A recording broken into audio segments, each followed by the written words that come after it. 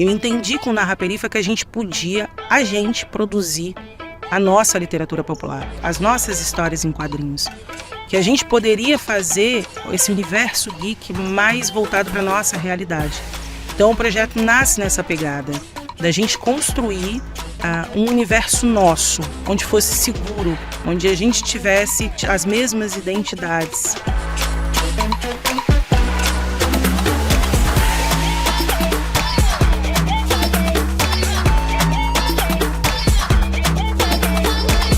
Quando eu paro para pensar que eu tive medo de conhecer o pessoal daqui uma certa hora, eu até me chamo de bobo, porque o pessoal aqui super carismático, teve aquele carinho, sabe, de as pessoas que compartilham a mesma coisa, algo difícil de acontecer hoje em dia, né, do jeito que o mundo tá. Então, ser abraçado e as pessoas conversarem com você sobre algo que você entende é muito difícil, mas porém vale muito a pena quando acontece. Tem realidades distintas e quando todo mundo tá ali junto naquele espaço, essas realidades se cruzam. É mais do que um encontro que vai profissionalizar a gente.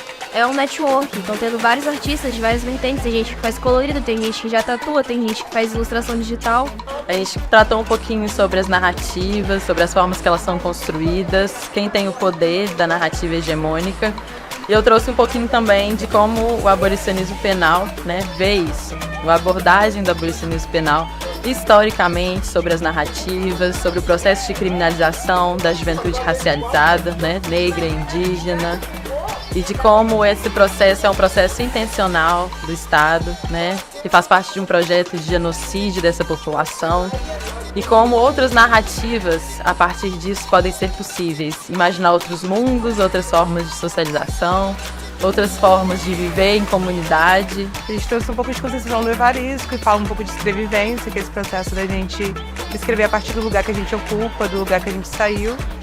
E construir um pouco disso junto com os quadrinhos, que serão as próximas formações que eles terão para dar vida a esses personagens através dessas narrativas que foram debatidas hoje. A gente está falando do universo do desenho, que é uma galera mais tímida, mais fechada, mais nerd. Normalmente é a galera do fundão, ou é a galera conhecida como estranha, esquisita, mais quietinha. Então, eu acho que foi um encontro, assim, quando eles chegaram na formação, os olhinhos brilhando. Eu falei, meu Deus, vamos escrever nisso aqui, não sei se eu vou ser aceita. Acabei que eu fiquei em terceiro lugar ali, né? E no terceiro meu nome ficou em terceiro.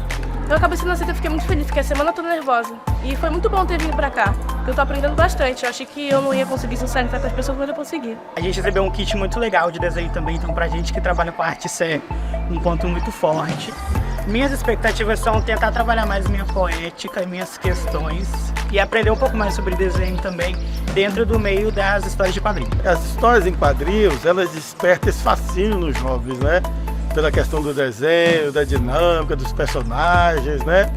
Então, isso aí pode tirar uma imaginação, né? Desde a câmera vai pegar aí, ó. Pega assim, né?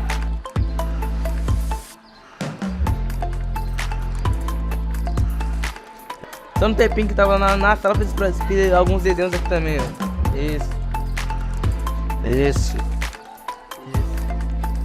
Isso, tipo, só material muito bom, velho. Material muito bom, material de primeira mesmo.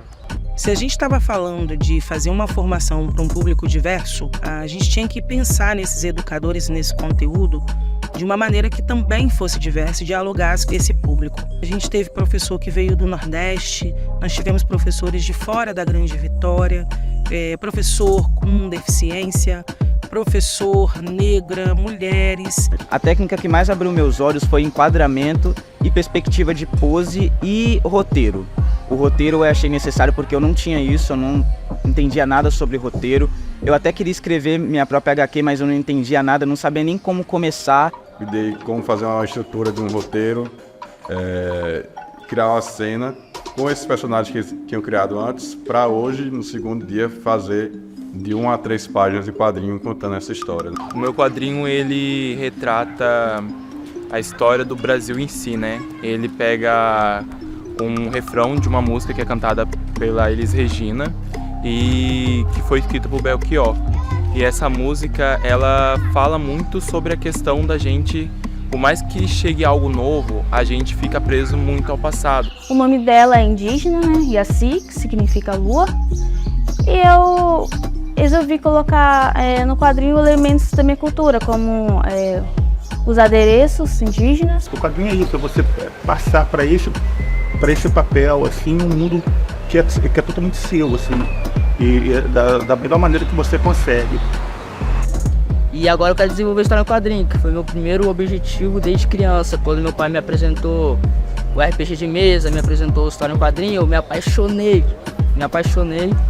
E hoje eu tenho mesmo um sonho, mesmo que eu falo que é um sonho, de produzir um HQ, entendeu?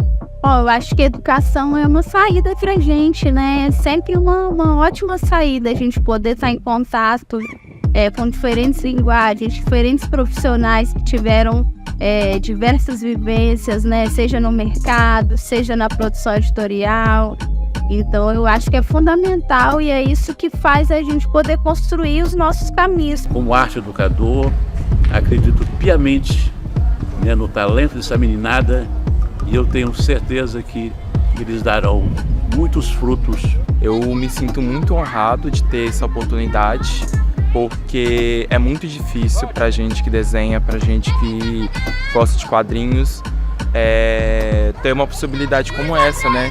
Ainda mais a gente, né, que é de periferia, a gente que faz parte dessa minoria, é tudo muito difícil pra gente, né? Tudo muito limitado. Então, quando essa oportunidade surgiu, ela foi algo assim, honroso pra gente, né? Porque a gente precisava muito de uma inspiração, de um apoio. E é muito rico um pai e uma mãe virar pra gente no final de uma formação e falar: meu filho fez amigos, pô.